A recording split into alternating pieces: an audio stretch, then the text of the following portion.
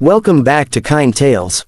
Please, before we begin, take a deep breath, and if you haven't already, subscribe and like this video so you don't miss more soul-touching stories like this one. Now, let's begin today's story. It all started on a quiet afternoon, in a little cafe on the corner of a busy street. The kind of place where the smell of fresh coffee mingles with the low hum of life.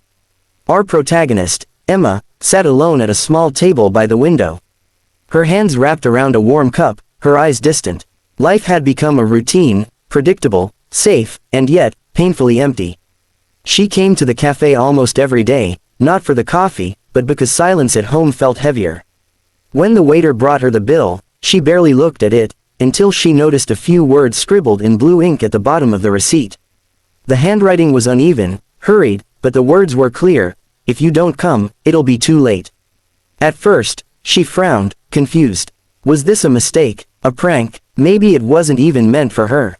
But something about those words pulled at her heart, a strange ache she couldn't explain.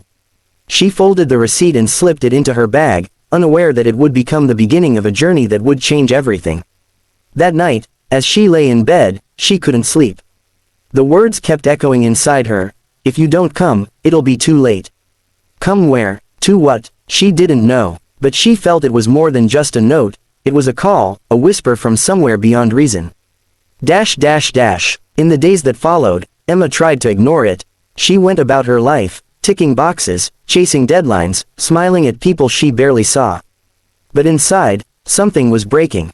She felt disconnected, from her friends, from her faith, even from herself. The laughter she shared at work was hollow. The goals she once chased felt meaningless. It was as if her life had lost its color.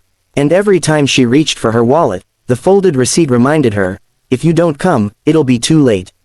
Late one evening, after a long day, she found herself walking aimlessly through the streets. Her mind was noisy, her heart heavy. She wandered into a small park, where the city lights faded and the sound softened. She sat on a cold bench beneath an old tree and whispered into the dark, "What does it mean? Come where? To whom?" And though no one answered, she felt something stir within her, a quiet nudge, like the breath of the wind on her face. Maybe it wasn't about a place, or a person. Maybe it was about her. Maybe the message was calling her back, to herself. That night was the beginning of her awakening. The next morning, she woke before dawn. The world outside was wrapped in soft gray light. For the first time in years, she didn't reach for her phone. Instead, she reached for that crumpled receipt. She read the words again, slowly, letting each one settle into her heart: "If you don't come, it'll be too late." She slipped on her shoes and walked outside. The air was crisp, the sky painted with the first blush of sunrise. She walked aimlessly, no destination, just movement. Every step felt like a conversation between her feet and the earth. The world seemed to whisper, "You're not lost, you're being guided." For the first time, she listened. But transformation never comes without resistance. The more she listened, the louder her doubts became. "You're being foolish," her mind said. "You're chasing a fantasy. You have work to do, bills to pay, a life to manage." And yet, her soul kept whispering, "Come, just come." One evening, after a difficult day at work, she sat by her window, tears tracing her cheeks. "God," she whispered, "I don't even know how to believe anymore." And for the first time, she didn't hide her pain. She didn't pretend to be strong. She simply allowed herself to be broken. And in that surrender, that quiet, trembling surrender, something changed. It wasn't a dramatic vision or a sudden miracle. It was simply a presence. A feeling that she wasn't alone. It was as if the air around her grew gentler, softer. She felt warmth rise within her chest, calm, tender, real. Maybe, she thought, this is what faith feels like. Not certainty, not answers, but trust in something unseen, something loving. In the weeks that followed, Emma began to live differently. She slowed down. She took long walks, read old journals, and listened to music that touched her soul. She began to notice beauty in small things: sunlight flickering through leaves, the laughter of a child, the scent of rain.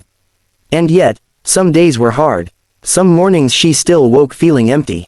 But instead of fighting it, she began to breathe through it. To sit with her feelings, to pray in silence, to let the stillness speak. The more she practiced this, the more she began to hear the voice within her, quiet but constant, reminding her that peace wasn't something to chase. It was something to remember. It had been inside her all along, waiting for her to come home. One evening, she returned to the same cafe where it all began. She ordered the same coffee and sat by the same window. The same waiter smiled at her, but this time, she looked him in the eye and smiled back. He didn't seem to recognize her, but that didn't matter. She wasn't the same person who sat there weeks ago.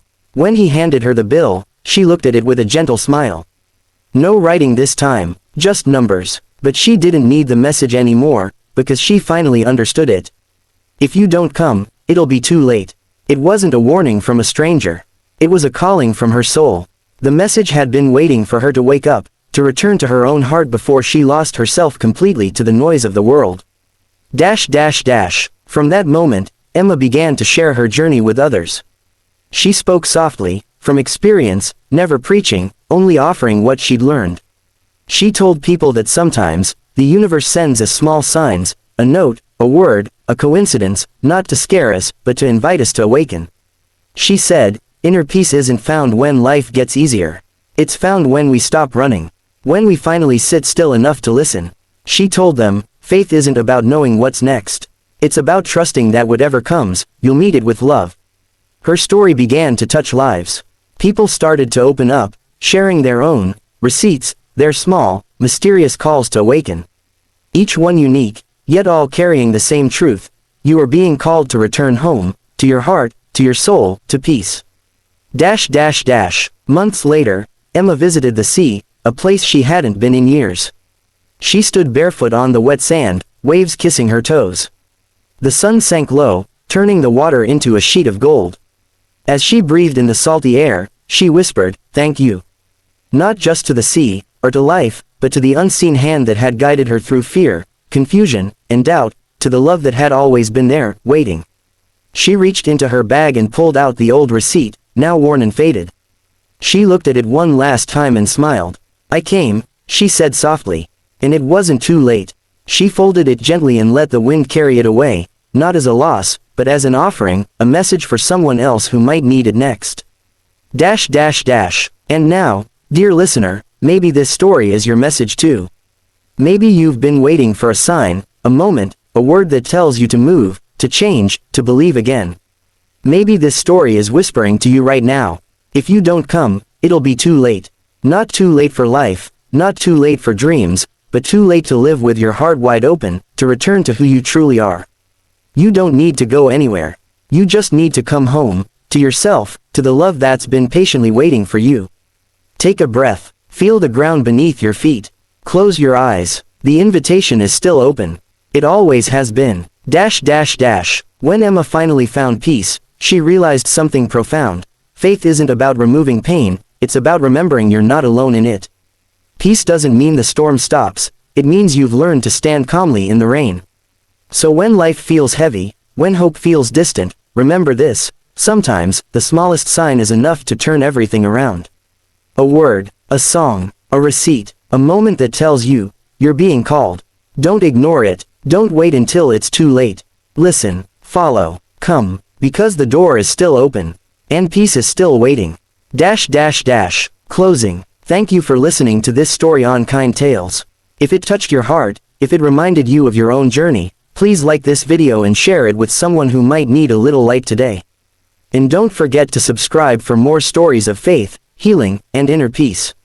Until next time, stay gentle, stay open, and remember, you are never too late to come home to your heart. Soft music fades out.